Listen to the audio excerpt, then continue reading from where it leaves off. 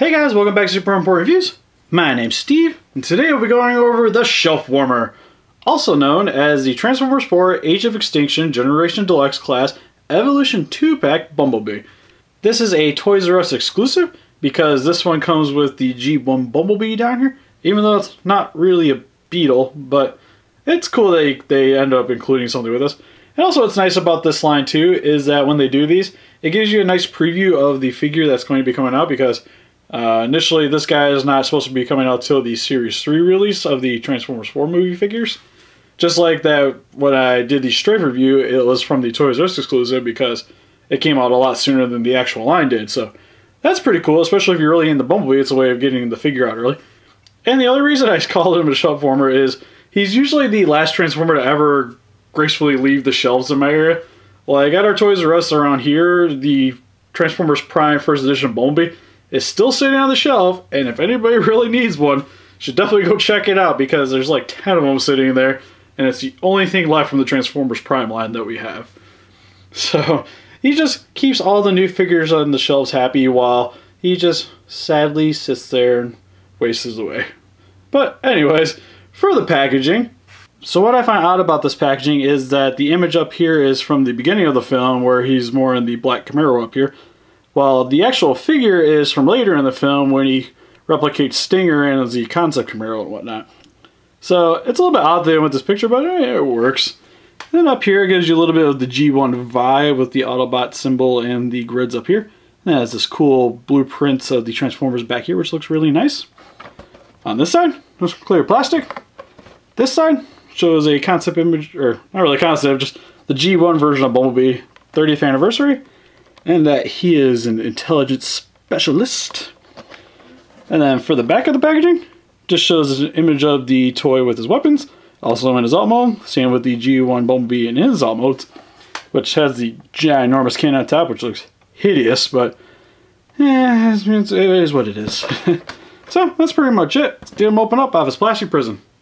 Alright, so first I'm going to go over the little Bumblebee real quick, stop it. We're going to go over his accessory, which is this really large hand cannon, which overall in details doesn't look that bad. But what's actually pretty cool about it, it has this little gimmick for the scope here. If you pull back on it, the gun goes flying. But what happens is when you pull it back, the sides of it go forward. It makes this really large cannon. So overall, that's a pretty cool looking little gimmick. Especially when you look on the inside, you still see a little bit of the small barrel on the inside. So that's actually pretty cool. The only real thing that's a little bit of a downer on this is for the little guy here, it doesn't really fit into his hands well. Like I really have to jam it in there to get it to stay. But then unless you're going to keep it down to help him hold up, which actually makes for a really nice crutch for him. If you wanted to pose any kind of dramatic way, it's going to be very either front heavy or back heavy unless you want to have it up, and then pretty sure you can get him to posed up, maybe not, failing. But anyways, showing my point is that he doesn't really work too well with this. But what's really cool, if I can stay, for the big Bumblebee here is he can also hold this gun as well, which to me it looks a lot nicer on him anyways. It's a little bit more fitting, especially with the scope and the overall size on it. Like it looks really cool for this bee, even though it's definitely not the right shade for him because he's more of an orange color while this is more of a bright yellow. But even with the cannon out, it looks really cool. So I'm glad that they gave me this accessory to go with these guys. It's just, it doesn't really work really well for the little guy here. And then overall for the little guy too, his details aren't too bad. So that sculpt looks pretty good.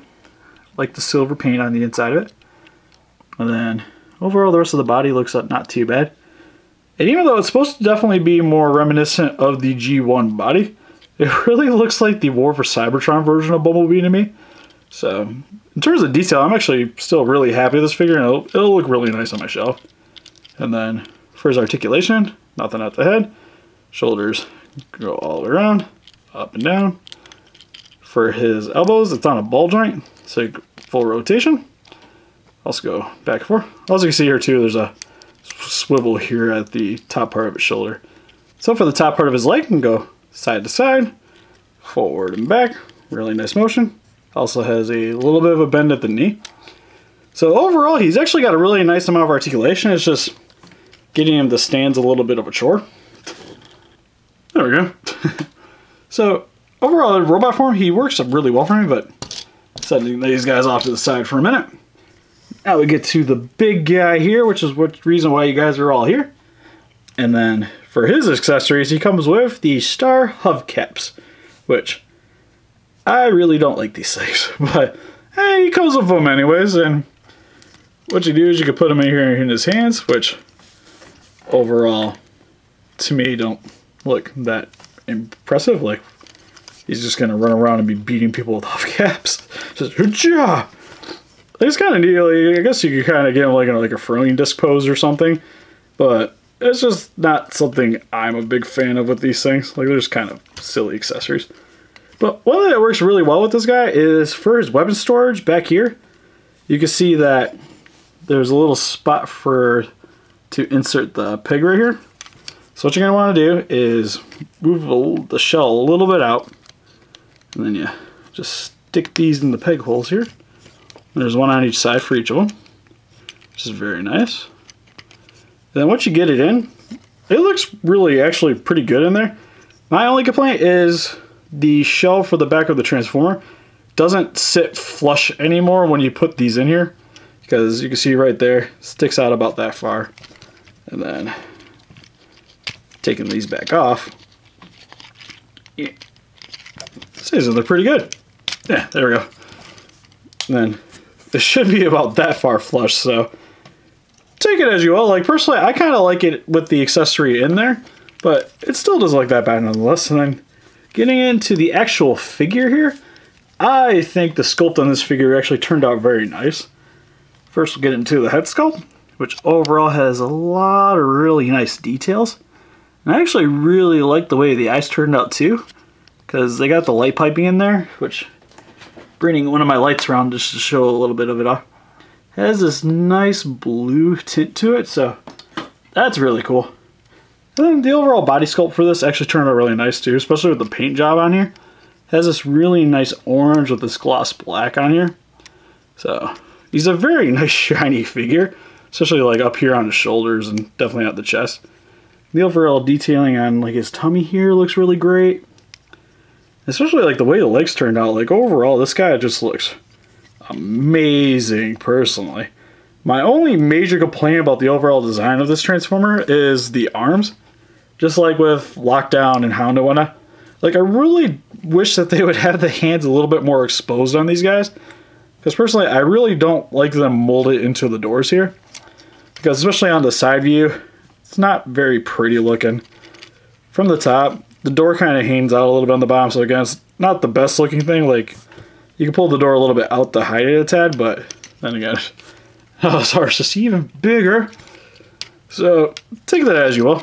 But one of the cool little things that I found out while playing around with this figure is that to help out a little bit with this is for his other arm. You can see right here that there's a little thing hiding in there. And what you can do is you can push the hand in a little bit, fold it around, and then you get his arm cannon, which is actually a really awesome touch and something I wish they would do a little bit more with these figures, because especially the way you see them in the film, their hands actually transforming into the weapons and them just shooting all around with it. So personally to me, that is a really nice touch to the figure and something you don't really see a whole lot with a lot of the other Transformers. Like, I've seen the arm cannon with some of the other bees, but it's always like just the gun and not the hand actually transforming into it. So personally to me, that's a really nice touch and definitely helps to sell this figure a lot. And then just bring it back, because this is actually, it's definitely the way I'm going to be posing it on my shelf. For his articulation, his head's on a ball joint, so go look up, down, left, and right. Really nice range of motion, even though mine's a little bit jerky. Get back here, down, there we go. And then for his shoulders, you can move up, down, all the way around.